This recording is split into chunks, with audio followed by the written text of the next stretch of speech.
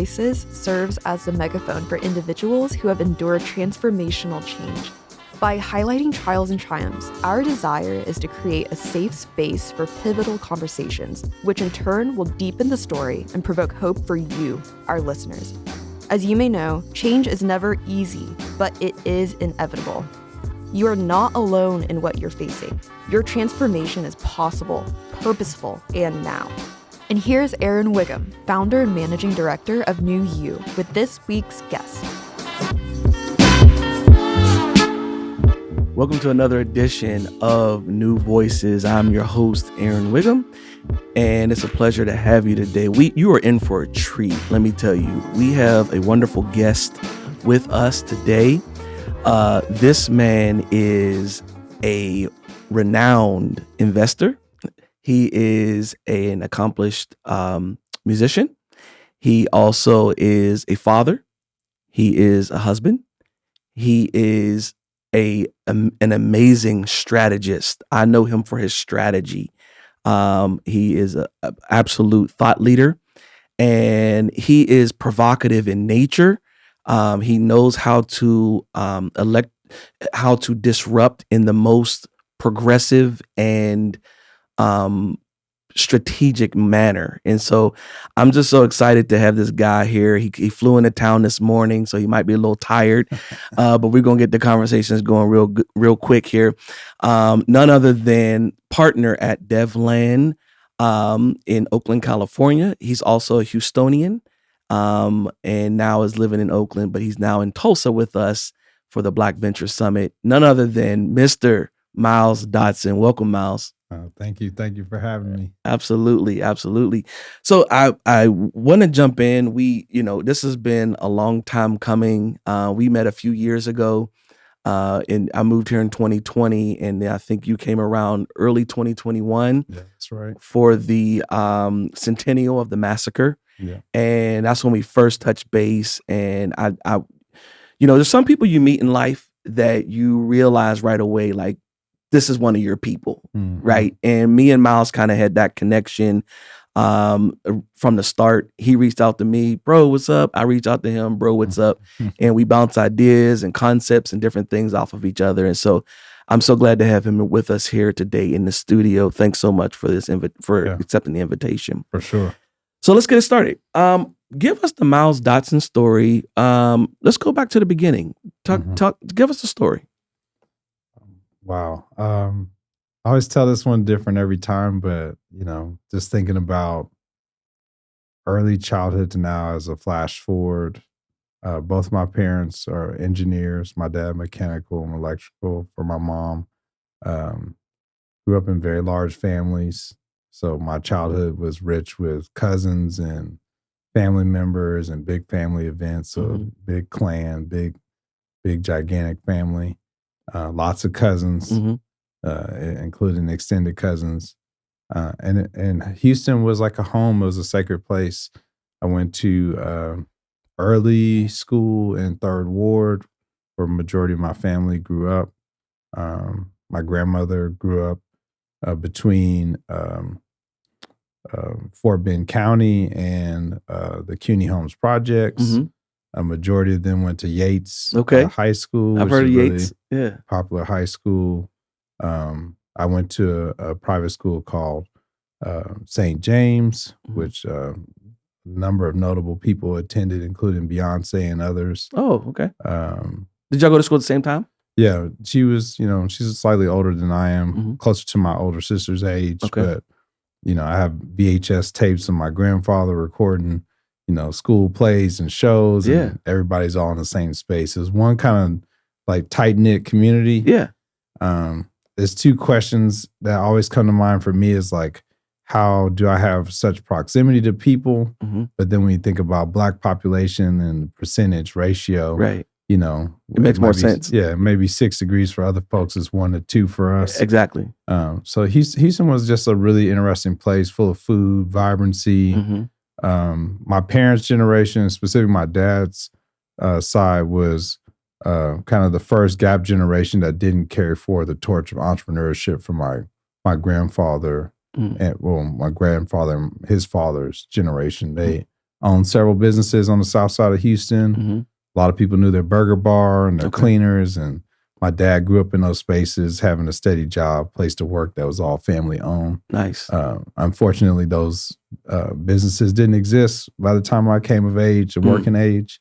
And so for my mom, whose family wasn't necessarily representative of that, other than her uncle Hargrove, who, was married into the family, my parents together kind of built this narrative for us as kids, my older sister, and then later my younger sister, of just trying to strive to make an impact in community, being grounded in that, but finding ways through service to be stewards of the community, whether it be business, through faith-based involvement, or volunteerism, and community work. So that was really my childhood, and definitely education was top tier because two parents engineers, it's almost like, oh yeah, you're going to learn this. Yeah, it's baked in. Yeah, and had a connection with a lot of first gen friends that I have. Their parents, whether it be Caribbean or from anywhere, their parents definitely put a lot of priority on education. Right.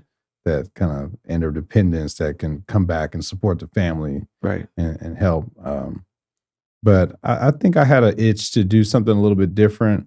Had a lot of attention to the space industry because you grew up, several minutes away from Johnson Space Center. Right. Astronauts would present in our elementary school classrooms, things that seemed distant and fairy tale like to most people were first nature to us. Right. Our friends' parents either worked for Boeing or NASA directly or worked in the region for organizations that were connected to that.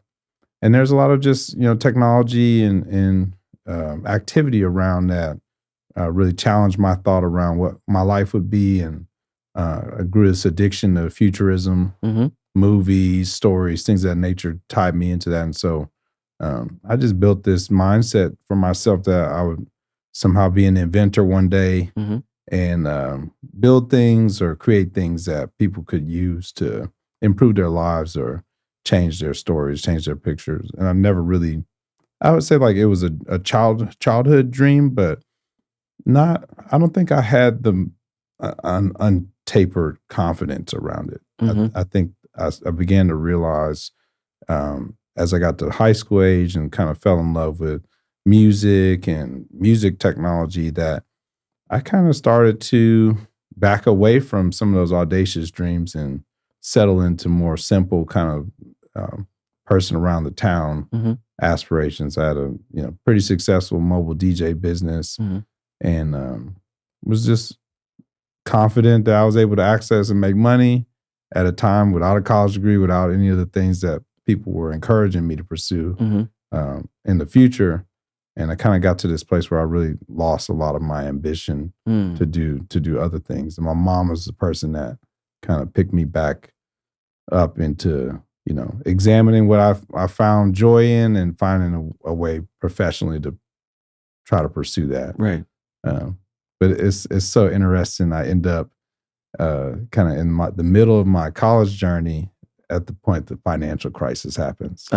So even though I was, sizing myself up for maybe a little bit brighter future, a lot of that was compromised and thrown into a pivot because of where the economy was. And so even though I made a practical decision to get a degree and try to create a safety net for myself, it wasn't safe at all. Yeah. Now, where'd you go to school?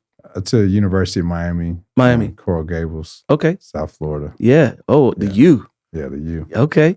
And what'd you study? Electrical engineering with an audio focus. So telecom, wireless communication, image processing, video processing, mics, transducers. Okay. Oh, so this is your jam right here. I'm at home. Okay. I got it. All right. Yeah. And so what kind of led you, is that the gateway that kind of led you into the music industry? No, my cousin, one of my older cousins got signed to Warner Brothers around 2001. So I was still like middle school age at the time, like late middle school age, and had showed me everything that he was doing to be able to access that opportunity. So I kind of began to shadow him and contribute to some of the things that they were doing And then by the time I got to university, which was a short time from then, I actually went on the road with them, started running sound for them. And my high school experience was just full of me, making music, pursuing music. I was vocally trained as classical voice and bass range, a little bit of baritone stuff too. Okay. I sang in church when I was smaller, Yeah. but all the choir directors scared me, so I kind of like didn't survive into older ages. And I just did music on my own. I had a piano and keyboard at my house. Yeah. When recording software started to, become more popular, we were recording at my house. Used Fruity Loops to produce Fruit Loops records. Yep, Fruity Loops. And I was determined to the point that we were offered a record deal while I was in high school. Organized a ton of shows, DJ'd shows. Was just kind of caught up in the culture of being able to perform in front of people and do things. So like my musical journey started at a much younger age, but catapulted once I got to Miami when I had real access to places like the Hit Factory, Circle House, South Beach Studios, on a road, music, and 10K Islands, like other places that were professional spaces for making and contributing to music, and gave me a different lens beyond making music for radio consumption to making music for sync, license, placement, and actually gave me a income. Whereas some of my friends who are pursuing music as an artist, as an artist, were not able to actually make any money or make any consistent money off of their work and for quite some time until they had a big breakthrough. Right. Yeah. And the music industry can be tricky in that way because sometimes, unless you are, we see what Beyonce's doing right now on this tour. This is just, Lydia just got back from Beyonce at Kansas City, our last show, and she couldn't stop talking for the last 3 days. Like, Beyonce, she's big still, production. But all the things that go into that, and that's part of what she shared in her experience, like the theatrics of it and all of the pyrotech and all of the, like, the imagery and the display of everything, like all of that is masterful work, and we're seeing it at the highest level with Beyonce, right? Unless you're that caliber artist, you don't really get that kind of budget to do all of those things, right? And so with you being able to make music in a way that is sustainable and you're getting consistent checks, not by being the front person or being but by creating things that almost can become ambient or become secondary, but they're consistent. Like most of the stuff that I've done, most people wouldn't believe that it was me or I had any involvement. I did Old Navy commercials that people played on repeat that they would never know it was me. I learned how to throw and stretch my voice to mimic different tones. I always wanted to be a cartoon show, like voice actor, voiceover, to throw my voice and make different tones, and come up with different sounds. And so I did that. I used to sing different placements in kids' voice, teen, young adult, older voice. Sound like a radio announcer from the 50s. There's all these different projects that I did that were not notable in the sense of for first name notability. But it paid those bills. For sure. Well, perceivable. I didn't really have any bills, so I was mostly blowing the money. And could have made much more savvy decisions with the earnings I was making, but it helped to enable some valuable lessons that I reflect on even today in terms of my understanding of what the financial crisis actually meant. For real estate market, Miami's real estate market was tore up when I got there. The financial crisis only made it worse. I was making enough money to buy not only one property, but probably a few. Never journeyed into that. Wow. There's just some things that I really fasten to now that is awareness that I gained just, over time through age, through maturity. So as you're laying out this timeline, let me just jump in here. What I'm loving to hear about this story so far is that you talked about your parents being engineers and kind of being the anchor of the family, and how they almost created the canvas that you needed to be able to give you the flexibility to be creative in the way that you are, right? Yeah. So it's because, like you said, your grandparents' business was no longer around, but you also had this safety net of security in two professional parents that made sure that you were educated, made sure that you were, where you needed to be, but then gave you this canvas to create a whole new reality for yourself that you're still creating now in a very unventured path, right? No pun intended. And so can you speak a little bit to that? Like, what did that mean to you to be able to have, like, a lot of times people coming from our communities don't have that story, right? Yeah, for sure. Speak to that for a moment. Yeah, my both of my parents, their parents were working class folks. It's a really, there's a duality present there. Like, my dad's parents were not college educated to completion. And for most of their lives worked trades jobs. Like my grandfather opened the Astrodome as a service worker. Was in the hospitality industry for ages and had a fondness and love for people through that. And his gift to his family was bringing back food or bringing home extras and things of that nature. And they still have like a kind of mythos around him and celebrating him and telling stories about him. My dad's deceased, but like for remaining relatives, they all kind of have this sense of acknowledgement around my grandfather. But my dad was very much so like I began to observe that I was as a child, but didn't have the support and avenues to pursue his creative passions in an era that was far more practical. He went to UT Austin at a time where Stevie Ray Vaughan and Eric Clapton and B.B. King were taking on shows and tearing it up. And there really wasn't a South by.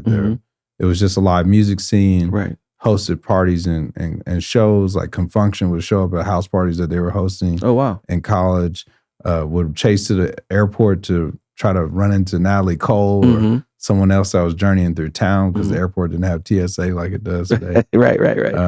And so he had kind of a lingering desire for a life that he wasn't able to access. Exactly. And my mom was always like kind of a stellar academic, like a bit of a achiever.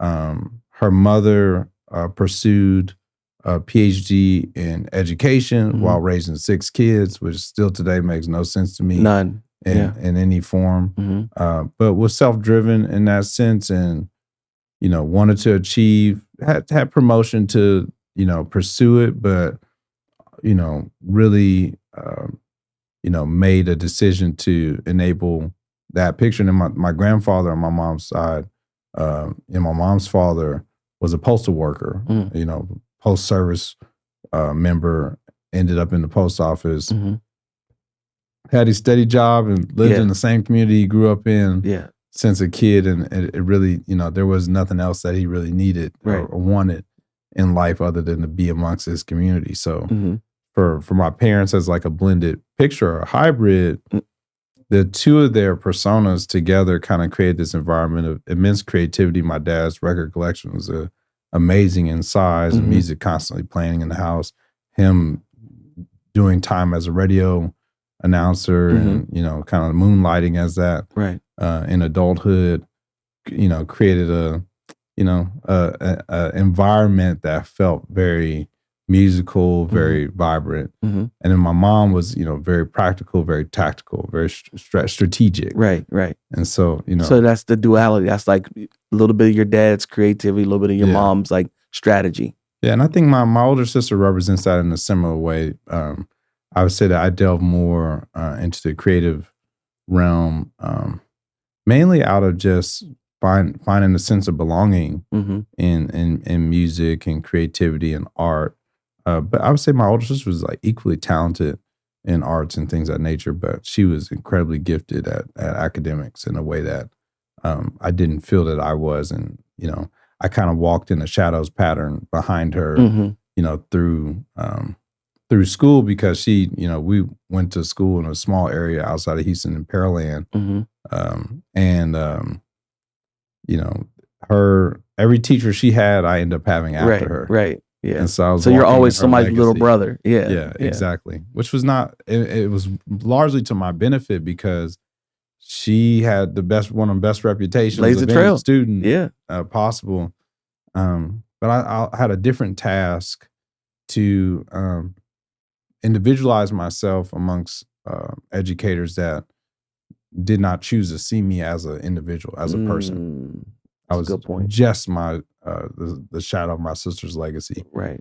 And I think my younger sister, she had a similar experience with kind of my track record in school, which can create some really hard dynamics to follow and to adjust to. So I would say, like, environmentally, my parents had the same, like, kind of strong hand and willful mentality around hard work and pursuit, but they're very practical. Okay. Like, a lot of the things that I began to take interest in were outside of their range of perspective or their lived experience. So it started to challenge what they had encouraged me to do, is to be limitless. Yeah.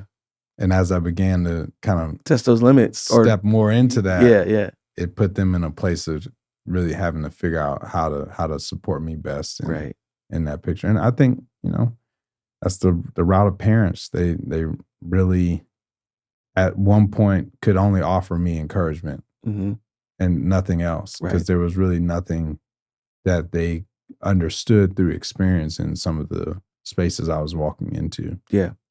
Let's talk about the pressure that comes along with having to produce. I'm assuming you're the only boy? Yeah, only boy. Yeah, only boy. And so let's talk about the pressure of having to produce. You have parents that are well achieved. You have a lineage that is heralded, right? You have the community that knows you at minimum and loves you at maximum, right? You are trailblazing a path that is uncharted, right, for your family. And what did that pressure feel like, as you don't quite know what you're doing, but you're doing what you're passionate about, and you don't know maybe what the outcome looks like at the end of that? Talk a little bit about the pressure that is baked into that. Yeah, I'll say at the beginning, and like younger years, the pressure was more so about academic achievement, and meeting a standard.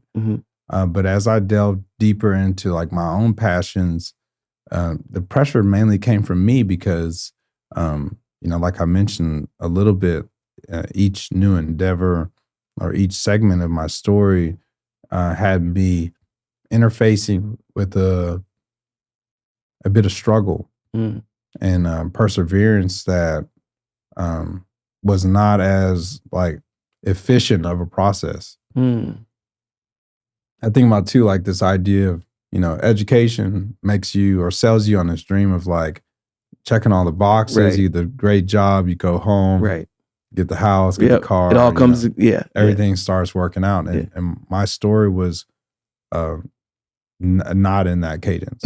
Whereas if I looked at my older sister, there's somewhat linear pattern in terms of her matriculation through undergrad, professional degree, corporate life, with struggles, but, like, not, I felt like at every step of my journey, the reason I was there was being pulled out. Like, the rug was being pulled out. Wow. Okay. I got to Miami at a very beautiful economic time. Yeah.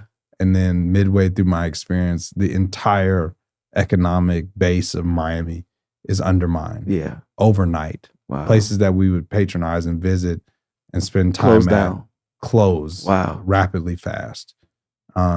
And they're just vast impacts. And domino cadences that came from that, to, like, trying to enter the workforce, have an opportunity to pursue academic research pathway through a program that I was nominated into by a Black faculty member and dean at the university at the time who had gone through a pattern like that, was trying to promote that for other students that look like him. Got the chance to access it, but because of what was happening in the world and the iPhone and like all these things, and the technology space expanding so rapidly, I made a decision to pursue a startup. Yeah. While in undergrad, failed miserably at it, but learned a valuable lesson of a different type of entrepreneurship than I was reared under. It wasn't just cash, cash and carry based entrepreneurship, but something more theoretical. Okay. Something that was latching onto the future in a way that I was fascinated. So I get into the workforce. I'm not acquiring a job through traditional means. Right. My first job, I was referred to by somebody who had graduated from the University of Miami and basically vouched for my degree as a prerequisite to the work that I could do or accomplish at the job. Only stayed there 13 months. Okay. My next job was at a company with less than 50 employees with a CEO who had sold multiple companies in the same playbook. And because I was such a learner, I drained this man's mind of all the different decisions and strategies that he was employing to do what he had done before once again, which is prep a company, build it up, gain revenue, and sell it. Yeah. Which was a habitual practice for him at that point. But he was transparent. He never withheld information, wasn't bothered or annoyed by my questions. It was a very familial atmosphere and supportive atmosphere for people who were driven to take the lead on stuff. And in my experience in the music industry, that was common. Like you take on a project, you want to jump in a session, you want to do things. You were promoted for being a first go-getter. Mover, a go-getter. Yeah. So for me, the pressure was more self-defined, which I would say is like, equally challenging because I started to form these futuristic kind of milestone identities of myself that were not realistic. Okay. Like I would have this type of income and success by a certain age, or I would be doing this or that by a certain age. Yeah. And as I learned through the process, I was in a completely different place than where I predicted I would be. Yeah. But the one thing that was true is like this almost survivalistic methods and mechanics that I could leverage to get from that place to the next place. Okay. That was always true. My toolkit was somewhat uniform, but the environment, the scenery, the ingredients were constantly changing. And I think a lot of people struggle with that. It's just adaptability is, I would say, a learned practice. Yeah. And I had the both benefit through unfortunate and fortunate circumstances to fasten that as a practice that now I'm living to see the value in, where, like you said, the pressure of performing and the pressure of meeting this kind of ideological version of myself would constantly put me in this place of not feeling like enough or like I didn't meet the mark of who I was supposed to be when I was supposed to be. Right. Yeah. Yeah. That's good, man. Just a couple more questions. So I want to get a little bit into DEVLAND. So the connection between you and Devon. Yeah. Shout out to Devon Fanfare. Yeah. Yeah. And so we want to. How did you all meet? And then what kind of sparked the evolution of DEVLAND? Yeah. So as I was involved with so many different things kind of coming up, I was a DJ for a faith-based organization that was spinning out of the church that I grew up in Houston, that was centered around like a love of the music of Dilla. And just like a fascination around like humans and culture that actually Marlon Hall and Danielle, who's now Devon's wife, were leading at the time.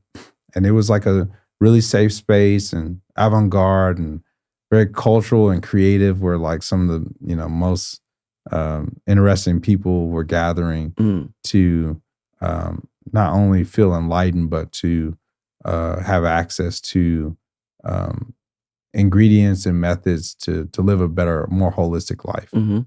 And I was just a DJ. I would spin a record. Mm-hmm. I would start something off, and the band would take it over. Okay. Chris Dave, the Mm-hmm. jazz, he was Chris one Daddy. of the drummers that was there. So there were some really interesting people around that time. So I had a really fond memory.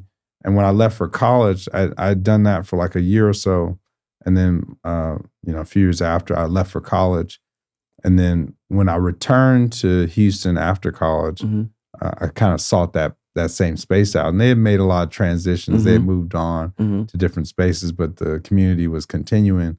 And so as I re-entered that community on initially visiting home, Devon was the first person that I met. Mm-hmm. There was like a moment in the experience where they would ask you to connect with people, whether you know them or not, and kind of share an exchange of a message Mm-hmm. or some type of mantra, and connect with that person and go back to your seat. Mm-hmm. And upon returning and going to this, Devon was the first person I met, and he kind of had this like very springy and like how Mm-hmm. he is.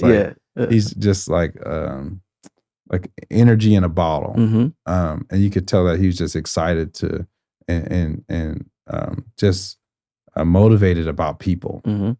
So that kind of was like a abbreviated connection.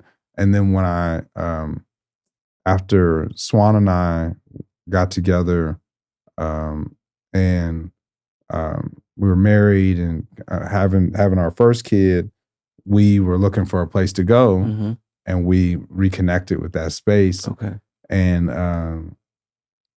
I got to see that Devon was like an integral part of how that community was continuing. Mm-hmm. And also that he was in a relationship with Danielle, Mm-hmm. who was a founding member of the original experience and one of the like leaders and communicators of the message that we would experience on each week. Mm-hmm.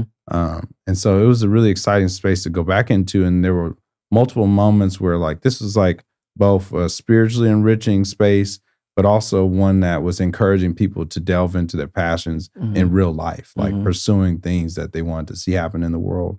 And Devon and I hit it off talking about, different things we were interested in and made a commitment to come together and like start working on, pondering different ideas kind of as a brainstorm practice on a weekly basis. Mm-hmm. And so that's where our relationship started to kind of kick off. But what was most interesting about that is in experimenting around ideas that we didn't really have too much of a care about, it's just very experimental, very detached. Mm-hmm.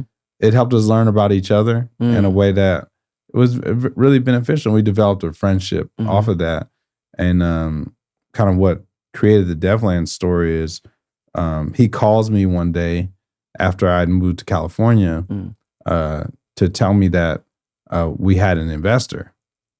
And I said, investor in what? Because we had worked on so many different ideas that I forgot, what idea he might be describing.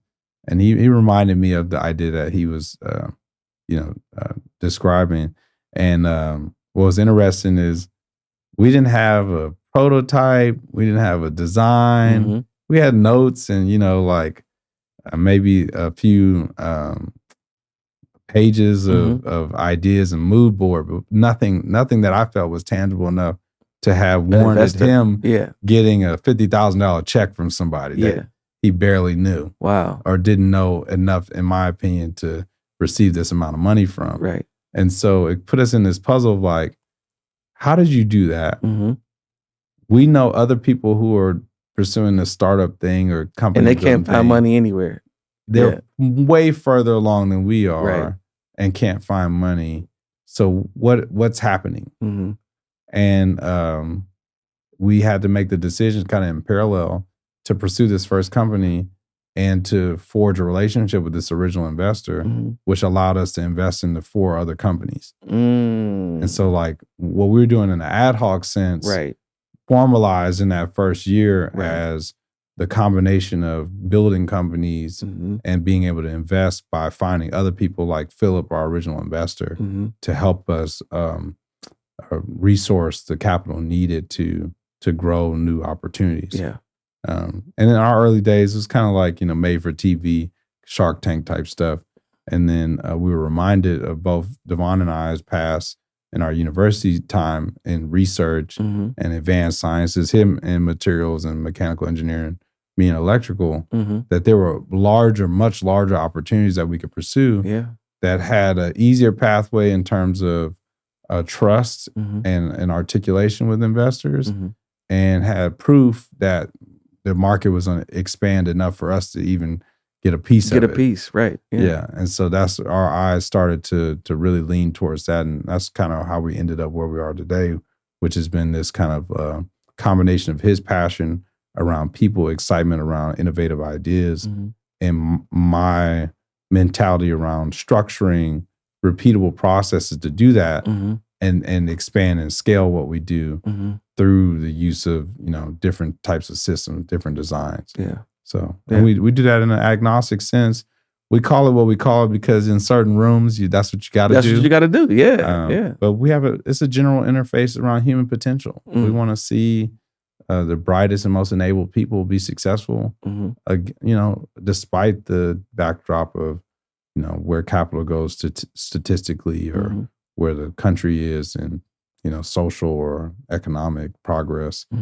We think there's work for us to do, and we're willing to take the form factor of whatever's required to accomplish that ultimate goal of achieving a different destination of human potential. Okay. Got it. As you know, I shared with you before we came on air is that, New Voices serves as a megaphone for individuals who have endured these transformational, pivotal experiences. And so I would like for you to just talk about, you've shared a lot about your family and about your progression through these different industries. What I would like for you to do is take us through a moment where you didn't quite know if or how it was going to work out. And you can, whichever one, it doesn't matter. But you didn't know and you were perplexed, overwhelmed. And I would like to know like what happened in that situation. And then 2, I would like to know, how did you hold on to hope? What did you hold on to get you out of there and into the next thing? Oh, I mean, the most transformational experience I've had in my entire life, my dad is battling cancer and kind of coming to the end of his journey, having more complications and struggles.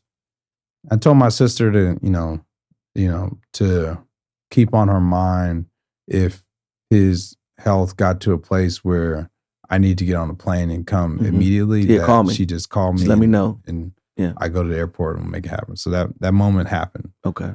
And that moment happened shortly after Harvey, in a really, really difficult, critical time. My sister just moved back to Houston. Wow. My dad is, in chemo recovery and on dialysis and going through a lot of different experiences. And I come home and he's in the ICU and he's having some struggles with some bleeding and had an operation before I got there and was, being requested by the doctors that were surveying his condition to go into additional operations to cauterize, one of his arteries or, something to help stop the bleeding. Right. And, it was really difficult to be in a place of seeing somebody that's like, you're really vibrant and, an influential person in my life and other people's go through such a really difficult struggle. But the most unreal, unimaginable thing happened where the bleeding really didn't stop. And, I had spent a lot of time. I took one course in college that was about healthcare outcomes and cultural competency and how sometimes the messaging gets a little bit mixed up between physicians, providers, doctors, and surgeons and the patient, and the experience gets all jacked up. And I talked to the surgeon about, what was the risk outcome of the procedure that they wanted to perform on him, and likelihood of survival. And the likelihood of survival was very low. And so there were family members coming, there were people there. He was in very stable status. He was having issues, there was discomfort, but it wasn't to that point. Yeah, it wasn't to that point. Yeah. And so, I asked him what he wanted to do and what he felt comfortable with, and ultimately he made a decision to not have the operation. And in the process, we kind of talked about kind of making preparations for him to say goodbye. And family members started to come and visit. The hospital has all these rules about how many people can be in the room and stuff. And it started as a cadence of people coming in and out and rotating and talking. And he didn't have verbalization, so he was writing down a lot of stuff and, still finding joy and laughter and sharing stories and showing gratitude, appreciating on people. And I got to witness, like, literally his surviving family members and friends get to interact with him in what they perceived as his last day. Right? Wow. And how he held space in that moment. And it got to this place where the room began to swell. And all the people stopped leaving and were staying and surrounding him around the bed at his bedside to be in this experience with him as we perceived that he was, ultimately going to make a transition in the near time. And I remember praying for the room and for the family and kind of looking around the room and harvesting in my mind all these people. And that evening ended with him, like, not going into further critical condition, continuing to be stabilized, and the bleeding not really exacerbating after that. And so, like, he got to do his farewell tour. Right. And it gave me an entirely different perspective about death. Man. And how in the commotion of, like, this society, and specifically how Americans do life and death, that we aren't often afforded that moment of departure in the way that he was. It was the most phenomenal experience I've ever witnessed. 12 days later, I get laid off. 12 days later, I get laid off. And then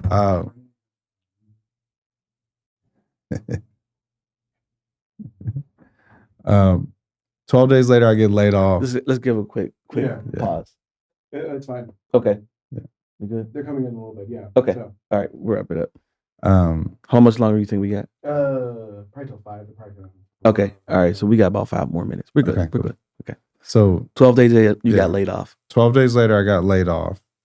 And then I managed to get an interview at Facebook, now Meta, the week later for another opportunity that I was, like, really excited about. And I had already been interviewing for kind of expectation that there was going to be a change in my company.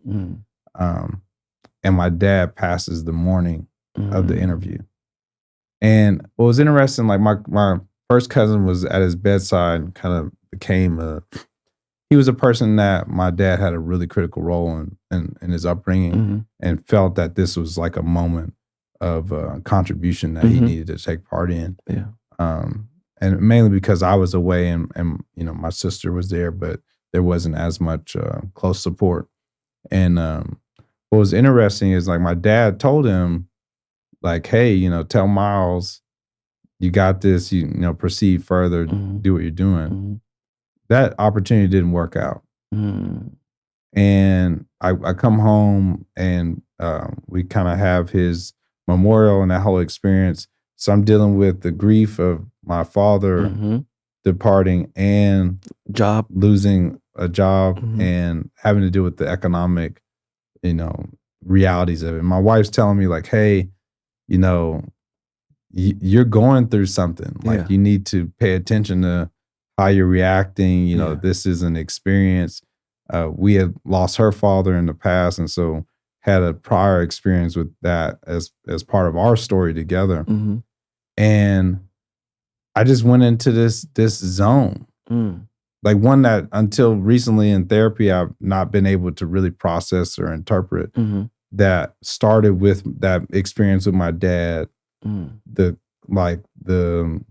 added immense pressure and energy of my layoff, and then having to start this chapter of closure with my dad's passing. And the most insane thing happened to me. There was just like a surrendering peace that fell over me in those moments that it terrified my wife. Why are you so Why calm? are you okay? Yeah. Why are you so adjusted? Are you okay? Are you processing this correctly? And in that, DEVLAND was probably like 9 months old, 9 or 10 months old at the time. And I move into a season of creating the next phase of my life with certainty and calmness and a gift, I would say, from that experience with my dad that was unparalleled to any reality. It was traumatic, but was unparalleled to any experience I'd had in my life to date. Wow. And it just gave me a different perspective on life, that I stopped taking steps and actions off of like the validations I was creating for people in terms of like my corporate experience and how I was living and burning up hours for other people to be successful off of, things that I was creating and sometimes in a rejection of ideas that I was bringing to the table. It just allowed me to affirm myself in a way that in the beginning was not the most positive. But with Devon's support and my wife and Danielle and other folks, I've gotten to see that story kind of move to a place of like truly blooming in a way that, DEVLAND's 7 years old. Like that experience is like deep nestled into my past experiences. But one thing remains true and kind of holds still is that calmness that I was offered in a moment of like utter chaos, and disappointment and sadness has carried me through to where when people interact with me, the reason that I'm able to be so registered is because nothing that I'm going to experience beyond this matches that. Nothing. Not in any form. So I hold true to that because, I don't think people will have the opportunity to witness folks like that have impacted their lives, see their flowers and see their turn or transition. And so now I greet transition with a completely different energy than I did before because of what I witnessed of a person with great strength surrender to the moment that it called them. Wow. Man, that's powerful. Thank you so much for sharing that. That's there's so many places I can take that right now, but one thing I really want to kind of underscore there is, you're talking about having that peace throughout all of this chaos. And, one of the things I really try to stress to people is that, the difference between peace and serenity is that peace is being at peace no matter what. This is chaotic, no matter what, I'm at peace, right? Serenity is peace in peace. So like if you're at a peaceful place and you have peace, then you that is being serene, right? But you can be at peace in the middle of a war, but you're at peace, right?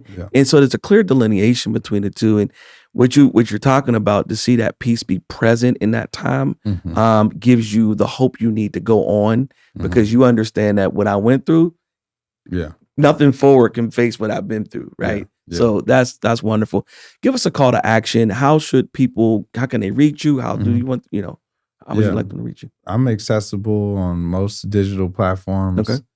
I would encourage people to really reach out if they feel led to walk into a space that deals with the long life cycle of opportunity. Okay. I think a lot of people reach out to me because they heard my story or they heard about DEVLAND or a number of things. And it's very finite, it's very static, Yeah. like very point based. Right. Like, hey, I got this wonderful idea to tell you about, or whatever it might be. And I think I've seen myself grow more interested in who's the person driving this thing? Right. Who are you? Yeah. Yeah. Why does this matter to you? Yeah. Why are you choosing to live in this way? What is guiding your passions? And if, there's a person that feels comfortable engaging along those parameters, I welcome it. Yeah. It's an exciting opportunity for me. And it doesn't have to be built on outcome. It doesn't have to be built on a check or anything like that.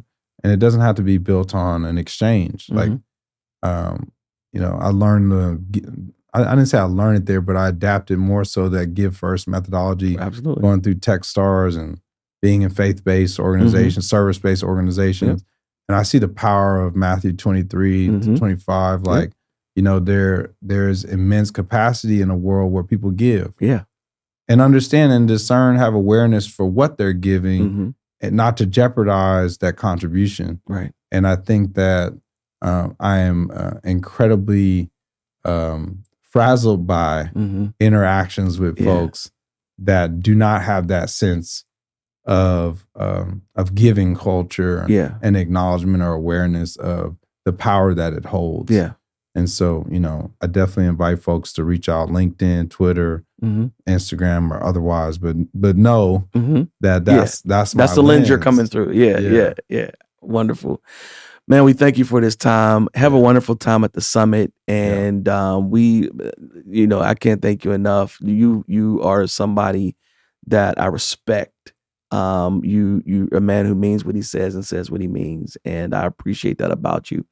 So you've heard another edition of New Voices. Please follow us on Instagram, Facebook, and LinkedIn. And take a visit to our website, newutulsa.com. We look forward to hearing stories from you. See you next time. Thank you. Thank you for listening to this episode of New Voices. Visit our website at www.newutulsa.com. That is NEWUTulsa.com. Follow us on social media at NewUTulsa on Facebook, Instagram, and LinkedIn. And a special thank you to our producer, Jesse Ulrich. If you're looking for self-improvement, join our free cohorts for personal and professional development opportunities. New You is a way for diverse talent to imagine, discover, and actualize a 2.0 version of yourself. Bring your future into focus.